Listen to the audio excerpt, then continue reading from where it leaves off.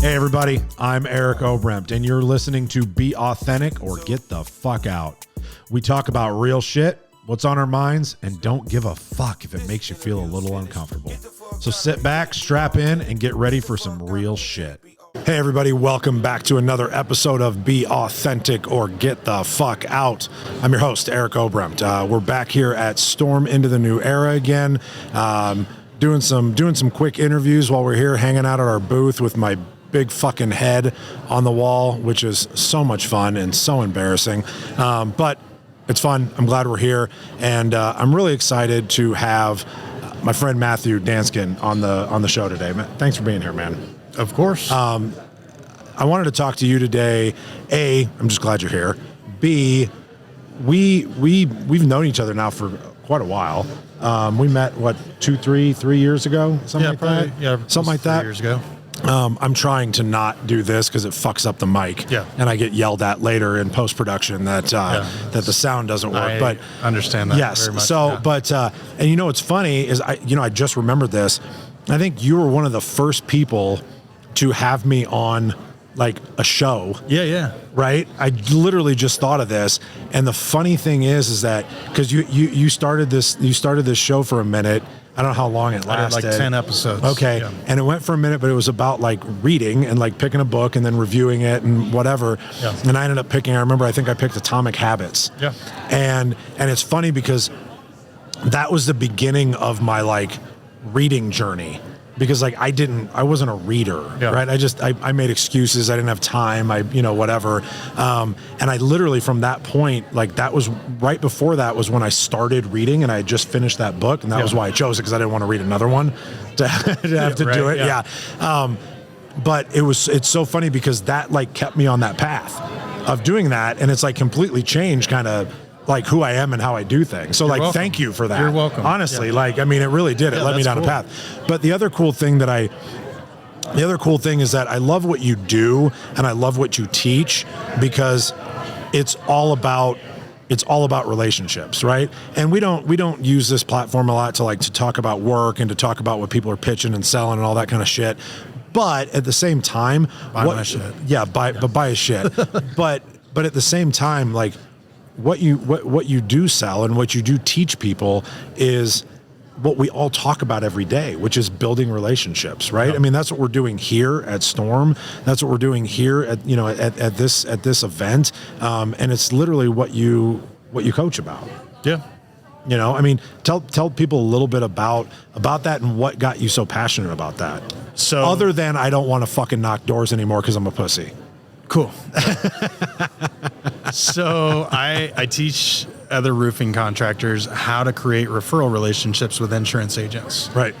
And really, I think I didn't set out to be like, I'm going to be a consultant. I'm going to be a teacher or whatever, because I mostly didn't like consultants and coaches. Yeah. And shit that I'd seen. Yeah. And I had basically just wanted to figure this stuff out for myself, to sell more, to provide for my family, and to get it. And I'm actually pretty good at door knocking. A lot of people. Okay. Yeah.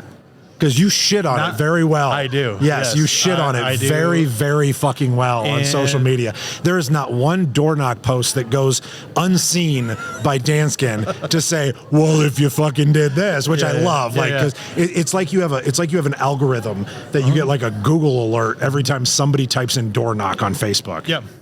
Yeah. But sorry, go on. So really the problem that I had with door knocking was, when is it good to door knock? Right. Like evenings, weekends. Yep. And I'd been married and divorced. I was just remarried. Right. And I had a kid from the first one.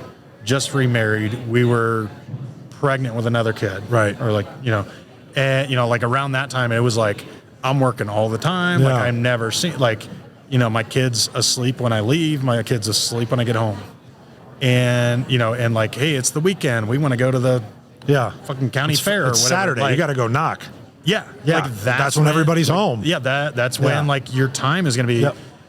And it was just out of frustration for that stuff that I was like, what am I doing? I'm sick of other door knockers stealing my stuff. Right. And I'm very analytical. And so I started looking at like, okay, what is working? And that's where I found, like, for me, that agent relationship, I had one, was working. Right. And I just wanted to replicate that. Right. And I really was just stubborn about figuring out. And that one probably took you a while because you hadn't dialed in a process for it, right? Well, no, I had known the guy. Oh, you just known the guy. I had known the guy. We went to church together. Like, Gotcha. Whatever. Yeah. Yeah. And so you took that and said, I'm going to figure this out and figure out how to scale that.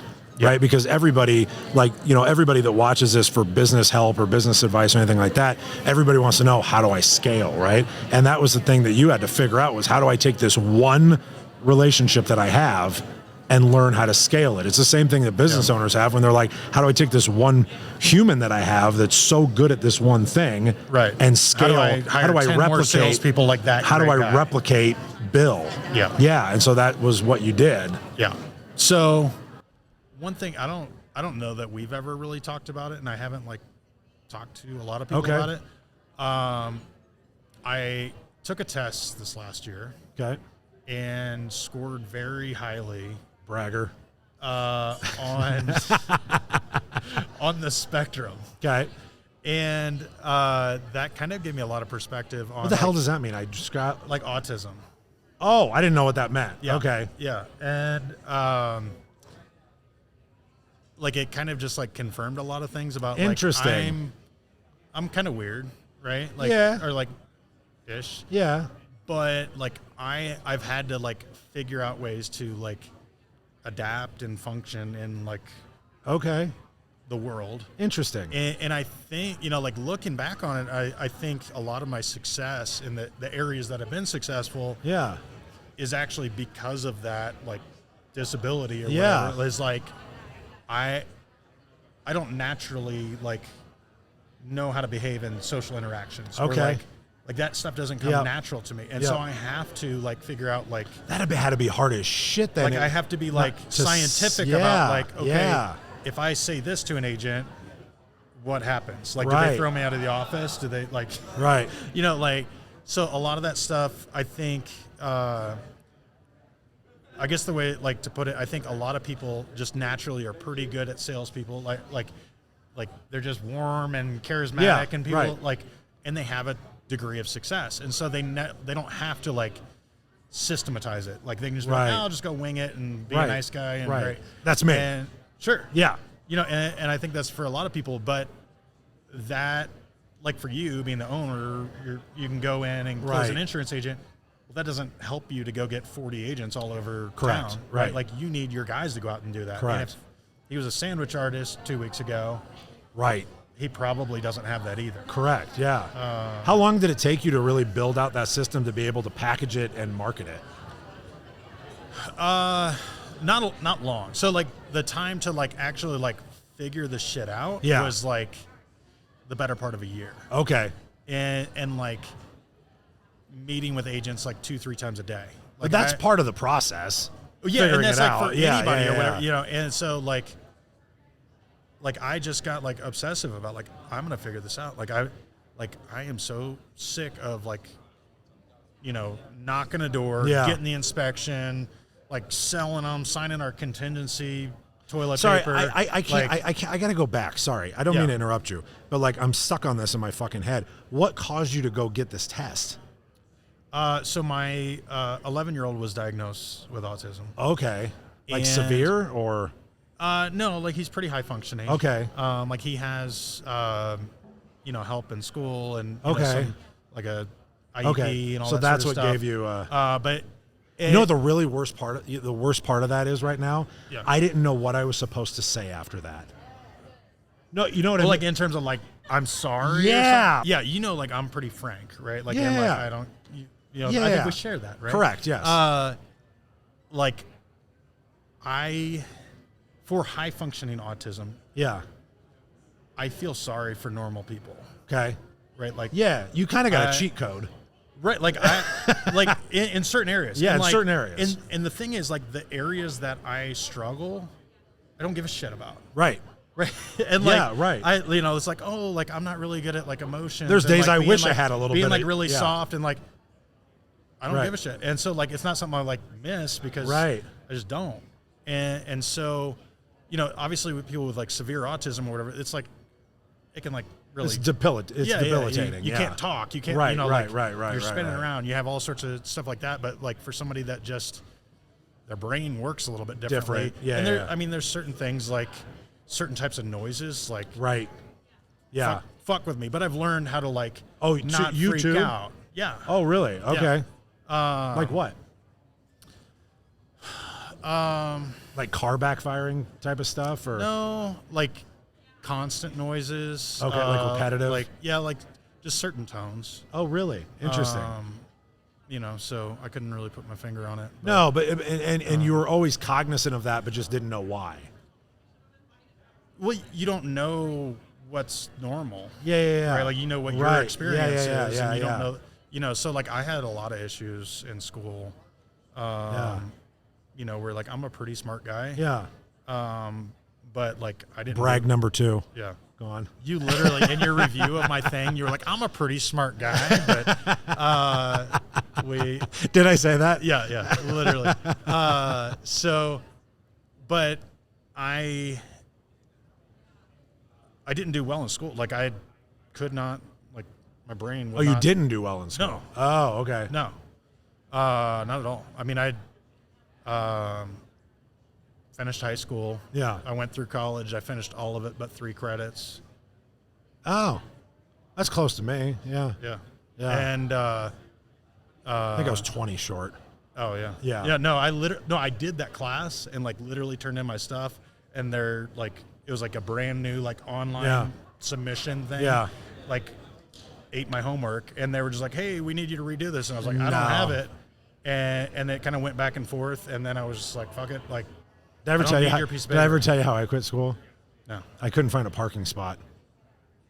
And I finally just got fed up, and I drove around for like an hour trying to find a parking spot. And I was like, fuck this place. And I called my grandpa. I've told this story 100 times, but I told my this shows how much he's watched the podcast, by the way. I called my grandpa and I said, I'm fucking done. I go, get me some more appointments. And he was like, what do you mean you're done? I'm like, I'm done. I couldn't find a parking spot. I'm done with this bullshit. And he was like, all right. And that was it. That was how I quit. After like 5 or 6 years of like on and off college. Yeah. So anyway, go on. So in terms of podcasts, like the podcast you were on, this is fun. Yeah. So we did that like 10 episodes or whatever. We uploaded it to YouTube, Facebook, whatever. I had, I was messing around my YouTube channel like a year later. Yeah. Or probably over a year later. And I was like, oh, like, I wonder how many views those things got. Yeah. And a lot of those things that I had, you know, some of them I had like 2 or 3 or 4 people that I like had on the thing. A lot of them had more guests than viewers. That's hilarious. So so gigantic waste of time because of the way that I did it. Like, obviously it can be done well, but I didn't like try to get that in front of anybody. And I quit doing it because it was like I was doing my company all by myself. Right. Trying to read a book every week. Right. And a week too. And like set give up me a a podcast month. Yeah. And like which it was great, but it's a lot though. Yeah. Now like I can read, you know. Yeah. And that was the same type of thing for me. Like the first book that I read in that thing. Yep. I hadn't read a book from beginning to end since my junior year of high school. Oh wow. And then I was like, I'm going to do a book review podcast where we read an entire book every week. That's awesome. Well, it forced me to do it. Yeah, it inspired us too. I mean, like I started doing a book club with my company. So like we literally do a book every month and like have a little session where we get together and talk, you know, about it a lot. And it's been a really cool, you know, team building thing. So anyway, the big reason I did want to have you on, and we're gonna have to wrap up here in a sec, but can you believe we just went like 18 minutes? Like that, like that felt like 5. You sound like my wife. Ta-dun, boom, boom. Yeah. But I want people to remember the idea of relationships, right? And the idea of everything that you do, whether it is if you're a door knocker or, because I honestly, I love fucking door knockers. Like I've got a huge following of people that do door knock, right? But even if you're door knocking, it's the idea is building that relationship at the door. It's just extremely fucking hard, right? It's a lot harder route to go. But no matter what you're doing in life, figure out how to build those relationships, because you don't know when that stuff is going to come back. You have to authentically build a relationship. So I remember the way I'll finish this story, but I remember when we met the first time, the best line that you had in your pitch when you were talking about your program was, "This only works if you're honest and transparent." Mm-hmm. And I was like, yeah, that's a relationship, right? Like you have to be honest and transparent in a real relationship, or it doesn't fucking work. Yeah. Right. And that was when I bought into Matthew. Interesting. Because I was like, that is honesty. Right. That is saying, if you're one of these people, then you don't qualify to work with my program. Yeah. And I love that. I think that was really good. Let me just shit on door knocking one more time. Yeah, feel free. Here is like, it'd be inauthentic if you didn't. Yeah, really what I've realized in like selling my stuff and like talking to door knockers and like all this sort of stuff and like looking at this stuff all the time is like anybody can door knock. Like shitty companies that screw people over, that are doing shady stuff or whatever, can door knock and they can gain business. And I've seen them. You've seen them in the marketplace. Yep. They survive, sometimes even thrive. Yep. Because they're good at door knocking. Yep. And they don't give a shit about the rest of it. Right. Because it can just work. Yeah. And they don't create any momentum in their business, but they can still like survive. Right. They're starting over every year. Yeah. They're starting over every transaction. Yes. And so like my pitch is like, if you have integrity, like you're doing good work, like you're honest, you can provide transparency and like show off what you're doing, you're an idiot to compete with that guy. Yeah. That guy's costs are lower because he's doing shitty work. Right. Like, and so like, I don't want to compete in an arena where it's not fair. Yep. Right. And so I love that. That's my last. Yep, absolutely. Well, I love what you do. I love how you help people, because again, that's something we talk about a lot here is helping. And there's other people that are out there in all industries that are literally just trying to capitalize, right, and not actually help. And I actually do truly believe that like when you take on a client, your intention is to truly and honestly help that client and not just capitalize on an opportunity to be able to take their money, right? It is to actually help them, right? I mean, I paid you once, however many years ago, and you will answer the phone anytime I give you a call to get some insight on how can we make this program better. Yep. You've always done that, and those are the kind of people that I want to have relationships with and I want to surround myself with. And so I just thank you for taking the time. Thank you for being here and taking the time to do the show. Appreciate it. And the way that we end every podcast, remember, be authentic. Get the fuck out. Get the fuck out if you can't be authentic. Yeah.